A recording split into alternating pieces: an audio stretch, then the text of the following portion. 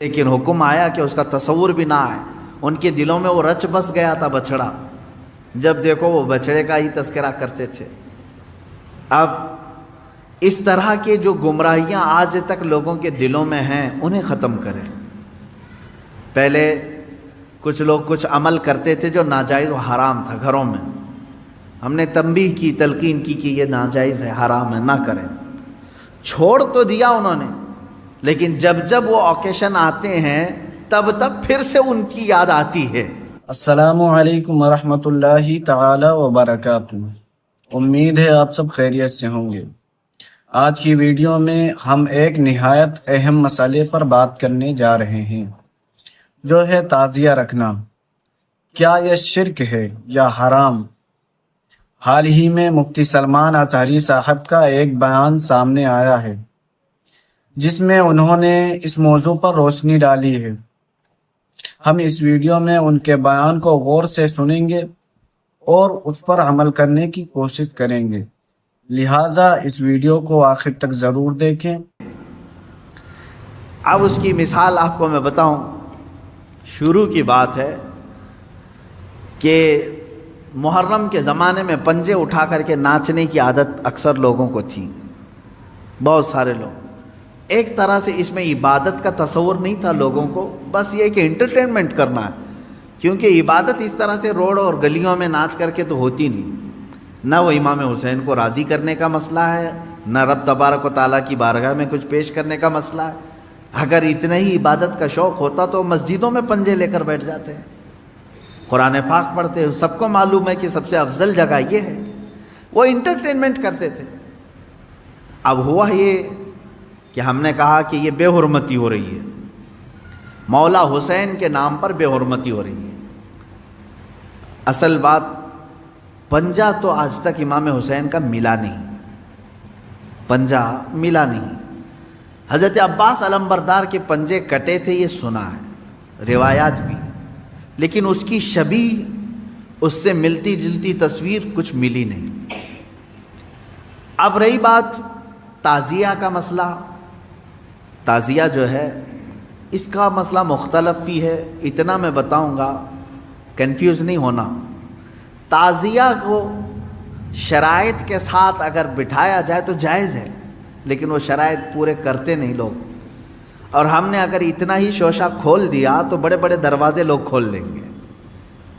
بات صرف اتنی تھی تعزیہ کی. امام حسین کا جو روضہ ہے، اس روضے کی شکل کی کوئی چیز بنا کر کے آپ نے رکھ دیا، تو کسی بھی بزرگ کے روضے کی شکل بنا کر کے رکھنا مستحسن ہے، کوئی حرام کام نہیں ہے، ناجائز نہیں ہے. جیسے ہم گنبد خضرا بناتے ہیں، خانہ کعبہ بناتے ہیں، ہوتا ہے گنبد خضرا جہاں ہوگا ہم تعظیم کے ساتھ دیکھتے ہیں. لیکن اس کے ساتھ اگر ایسے معاملات ہوں کہ اس کو لے کر کے سڑکوں پہ ہم گھومیں گے، ناچیں گے، اور پھر اس پر چڑھاوے کریں گے، پھر اس کے ساتھ اپنے عقیدے جوڑ لیں گے، تو یہاں سے شیطان پھر گمراہ کرنا شروع کرتا ہے. خیر یہ بات الگ ہے تعزیہ کا. رہی بات پنجے کا، پنجے کی جو لاجک ہے وہ نہیں سمجھ میں آئی. مجھے کوئی سمجھا دے. میں نے اس سے قبل بھی بہت پہلے ہی کہا تھا، میں خود اٹھاؤں گا. پنجے کی کیا خصوصیت ہے؟ اگر امام حسین شہید کربلا رضی اللہ تعالیٰ عنہ کے ہاتھ کا نشان لے کر کے کوئی اٹھا کر گھومتا ہے، میں تو کہوں گا ہاتھ کیوں اٹھاتے ہو؟ اس سے بہتر ہے کہ مولا حسین کا قدم اٹھا کر کے گھومیں، کیونکہ ہمارے لیے ان کے قدم تک پہنچنا بھی بہت دور کی بات ہے. قدم اٹھا کر کے کوئی گھومتا ہوا نہیں دکھا مجھے، کوئی تلوار اٹھا کر کے دکھا. تو اس میں ہاتھ کی کیا خصوصیت ہے یہ تو مجھے لاجک اب تک نہیں معلوم. بہرحال ایک ٹاپک الگ ہے. اس کے اندر جو خرافات آ رہی تھیں، اس کے ساتھ عورتوں مردوں کا ساتھ ملنا، گانے باجے ڈھول تاشے اور طرح طرح کے اس میں خرافات لے کر کے اس کو کہاں سے کہاں تک پہنچایا تھا. شروع کس لیے ہوا ہوگا معلوم نہیں، پہنچا کس کام کے لیے بہت دور چلا گیا. اب میں جو بات کہنے جا رہا تھا وہ یہ تھی کہ چند سالوں پہلے ہم نے دیکھا بہت خرافات ہو رہی ہے. ایک جگہ ہم نے کہا منع ہے، انہوں نے فوراً اس کو ختم کر دیا، نہیں کریں گے.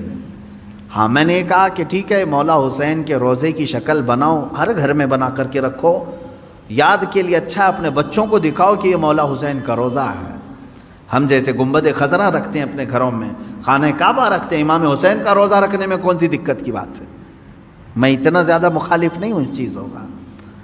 رکھو، آپ پیتل کا بناتے بناؤ، تانبے کا بناتے بناؤ، سونے کا بناتے ہو بناؤ، اس میں حرج نہیں۔ ہم جس چیز کی مخالفت کرتے ہیں وہ خرافات و حرام کاریاں جس کو باہر سڑکوں پر کیا جاتا ہے، میں اس کا مخالف ہوں۔ خیر بات آئی، بند ہو گئی، لیکن ہوتا کیا تھا معلوم ہے؟ چند دنوں کے بعد دوسرا محرم آیا تو گھر والے کہتے ہیں کہ حضرت وہ تو بند ہیں لیکن بچے ویسے ہی ناچ رہے ہیں، ہاتھ ایسے لمبے کر کے خود پنجہ بن گئے ہیں اور ناچ رہے ہیں۔ تو میں اس چیز کو مثال میں اس لیے بتا رہا ہوں کہ بنی اسرائیل بچھڑے کی پوجا کرتے تھے، حکم آیا ان کے قتل کا، قتل بھی ہوئے، بچھڑا بھی مار دیا گیا، لیکن زمانے تک ان کے دلوں سے بچھڑے کی محبت گئی نہیں تھی۔ وہی ذکر آج کی آیت میں نے پڑھا ہے۔ اللہ فرماتا ہے ثم اتخذوا العجل من بعد ما جاءتهم البینات، پھر یہ بچڑے کو ایسا لے کر کے بیٹھے رہے جبکہ ان کے سامنے کھلی ہوئی نشانیاں تھیں۔ وَأُشْرِبُوا فِي قُلُوبِهِمُ الْعِجْلَ، اللہ فرماتا ہے ان کے دلوں میں ایسا لگتا ہے بچڑا پلا دیا گیا ہے، پی گئے ہیں بچڑے کو، اتنی محبت تھی، جبکہ روشن آیتیں اور دلیلیں دیکھی۔ تو خلاصہ یہ ہے میرے عزیزو، کہنے کا مطلب کہ بعض چیزیں گمراہیاں ایسی ہیں جن کو چھوڑنے کے بعد بھی وہ کچوکے لگاتی رہتی ہیں، برے گناہ بھی ایسے ہیں جن کو چھوڑنے کے بعد وہ دوبارہ دماغ میں وسوسے ڈالتے رہتے ہیں۔ ان کاموں کو حتمی طور پر اپنے تصور میں بھی نہ آئے۔ اعوذ باللہ من شر الشیطان الرجیم کثرت سے پڑھیں، اعوذ باللہ من شر الشیطان الرجیم، من شر الشیطان الرجیم۔ اے اللہ میں پناہ مانگتا ہوں تیری مردود شیطان کی ان شرارتوں سے جو میرے دماغ میں ڈال رہا ہے۔ تو یہ اسی کی طرف سے ہوتی ہیں، وہ پرانے راستے پر لے جانا چاہتا ہے، گمراہی کی طرف لانا چاہتا ہے۔ وہ خرابیاں جن کو تم چھوڑ کر کے آئے ہو یاد دلاتا ہے ایک بار اور چلا جاؤ۔ اس کے لیے کثرت سے یہ پڑھا کریں، جب جب ایسا وسوسہ آئے کہیں اعوذ باللہ من شر الشیطان الرجیم۔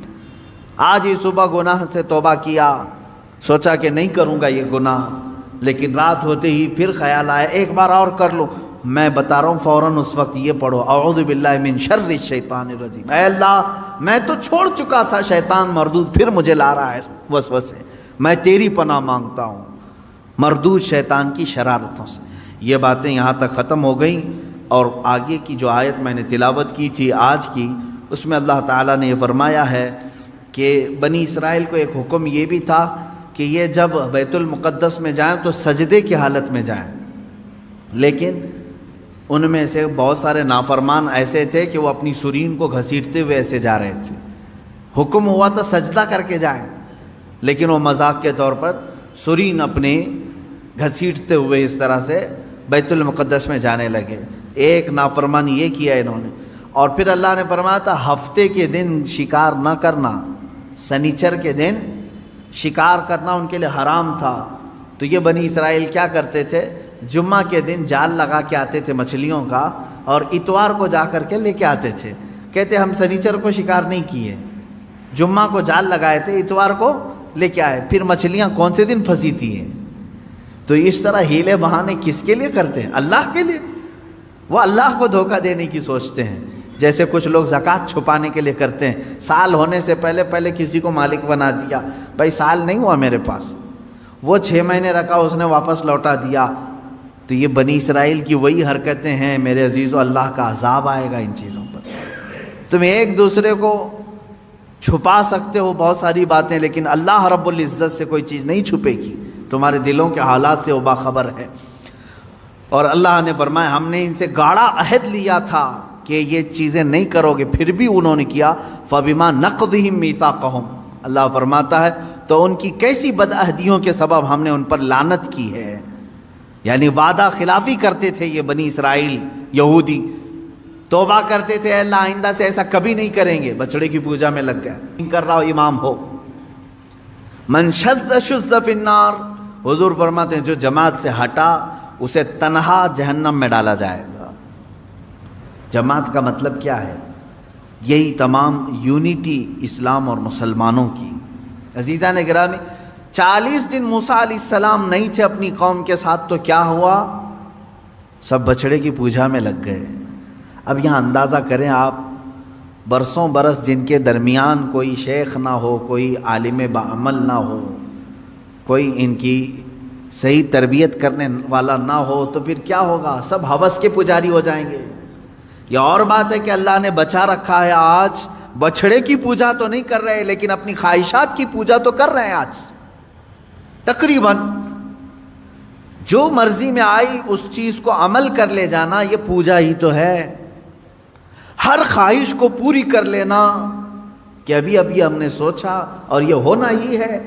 اسی لیے قرآن کہتا ہے اَرَأَيْتَ مَنِ اتَّخَذَ إِلَٰهَهُ هَوَىٰ، اے رسول کیا آپ نے دیکھا کچھ وہ لوگ ہیں جو اپنے خواہشوں کو معبود بنائے ہوئے ہیں، اپنے خواہشوں کو خدا بنائے ہوئے، اپنے خواہشوں کو معبود بنائے ہوئے ہیں، اپنے خواہشوں کو خدا بنائے ہوئے ہیں۔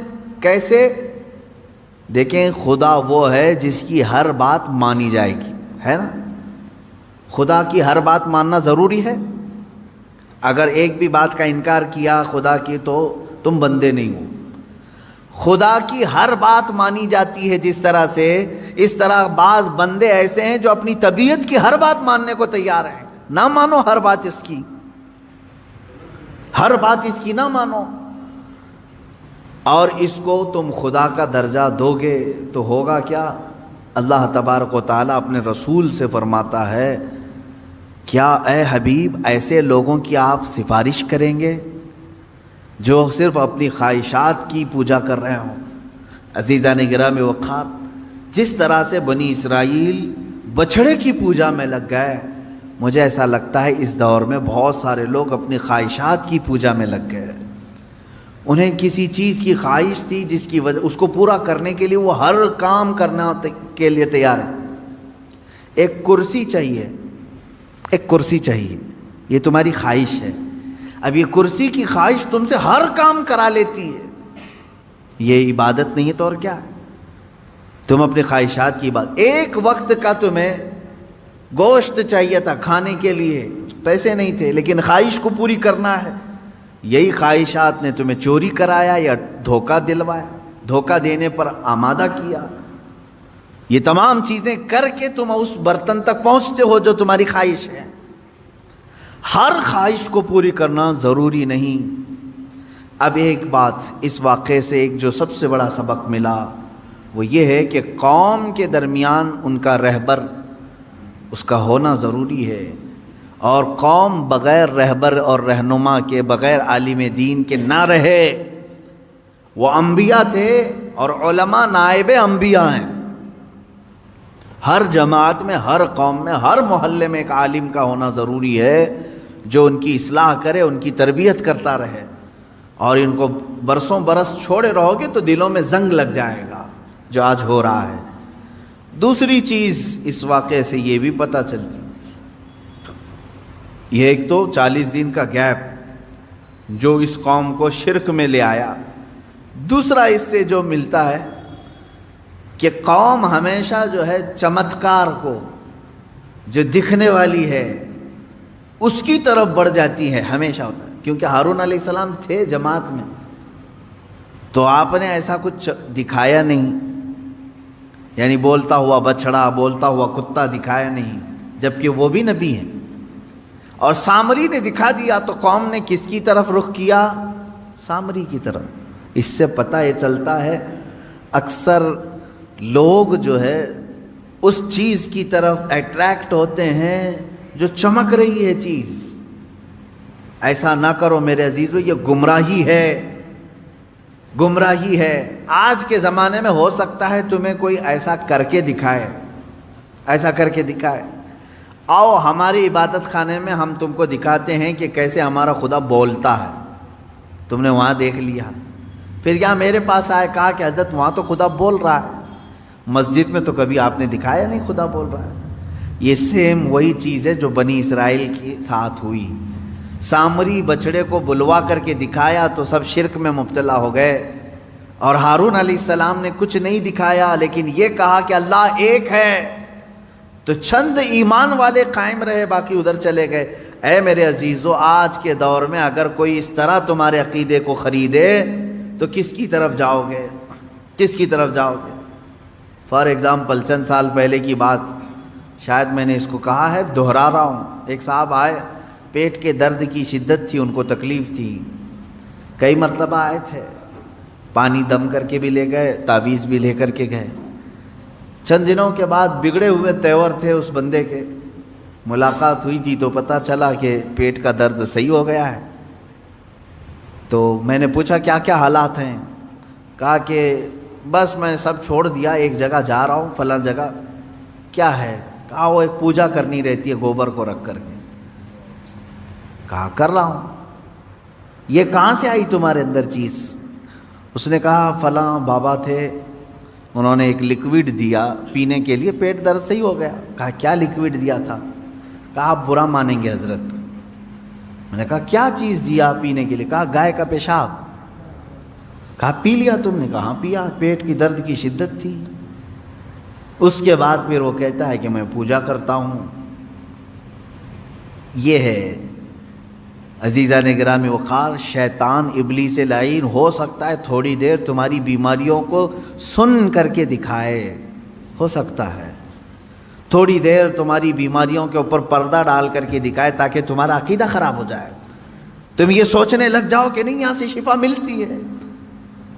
ایمان والا وہ ہے جو ایوب علیہ السلام کے نقش قدم پر چلے ہیں کہ بدن میں پورے کے پورے چھالے پڑ جائیں، جسم کٹ جائے، تب بھی ایوب علیہ السلام کا ایمان یہ تھا کہ شفا میرا مولا ہی دے گا، شفا میرا اللہ دے گا۔